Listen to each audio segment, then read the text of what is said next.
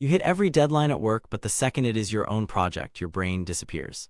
You care about your career, your money, your future, yet you still somehow end up scrolling in the dark.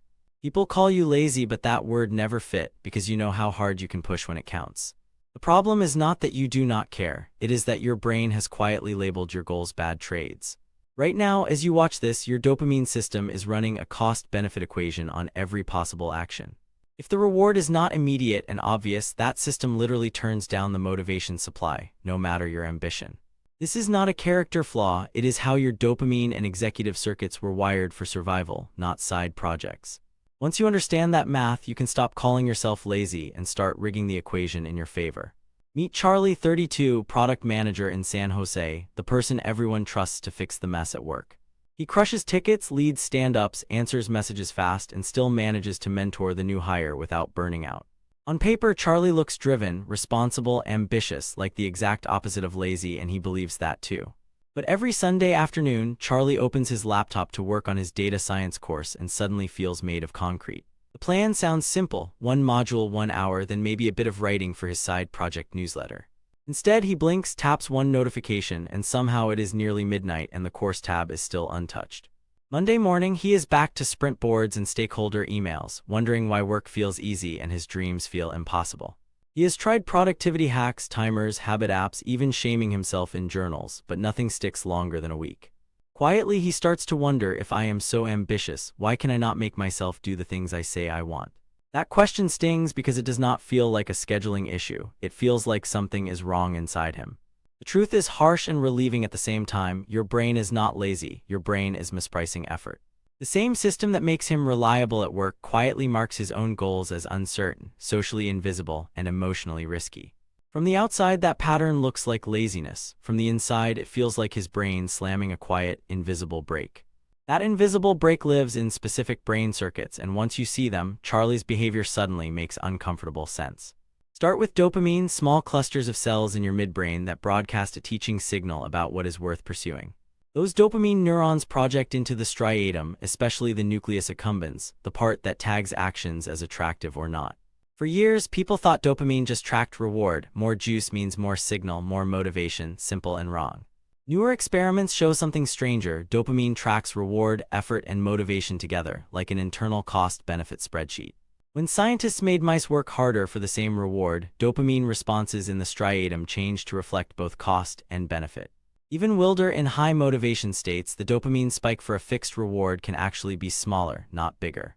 Your brain is not simply chasing pleasure, it is weighing what you get, what it costs, and how much you already want it. In humans, when tasks require more mental effort, activity in the nucleus accumbens literally discounts the value of the reward before you start. That is why a weekend course with huge upside still feels oddly pointless. The effort cost silently cancels half the reward signal. At the same time, your prefrontal cortex and anterior cingulate cortex decide whether to allocate control and attention to that hard task. When those executive circuits are overloaded, under-rested, or slightly impaired, you can want a goal and still fail to initiate any movement. Clinicians call that executive dysfunction, not laziness, a difficulty planning, starting, and sustaining complex behavior even when motivation exists.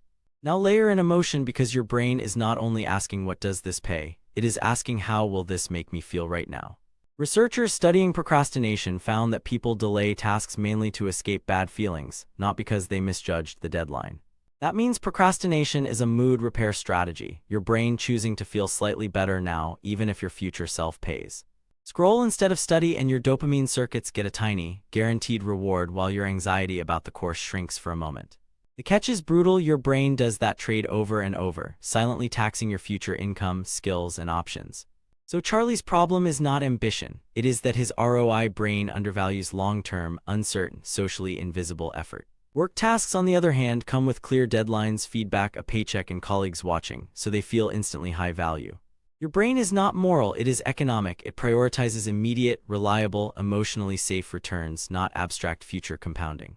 In finance terms, your motivation system applies a brutal discount rate to long-term work, slashing its value before you even begin.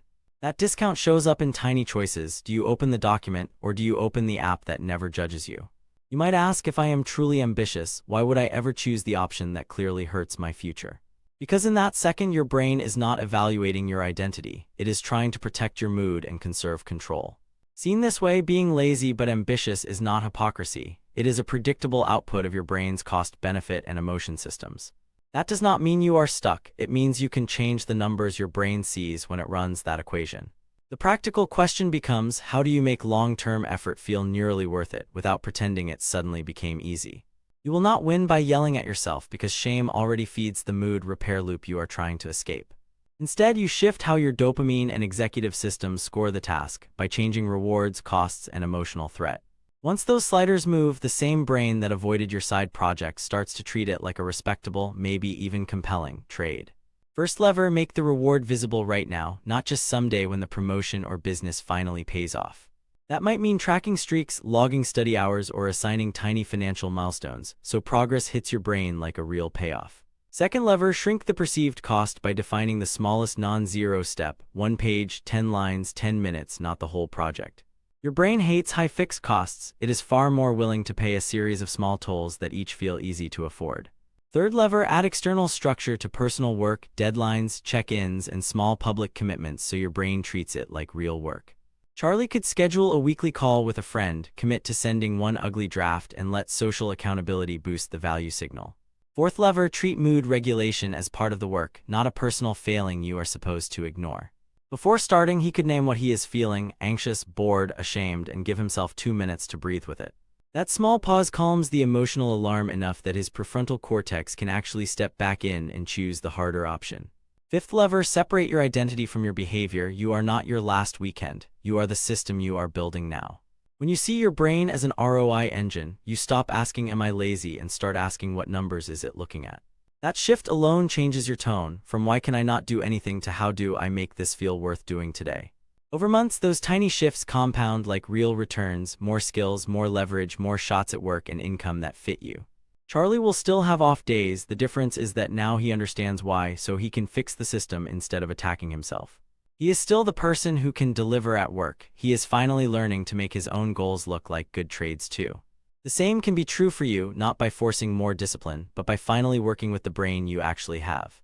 Your brain evolved to avoid bad trades, not to naturally love quiet evenings spent building compounding skills and assets. That mismatch is not a moral failure. It is a design flaw for the world you live in now.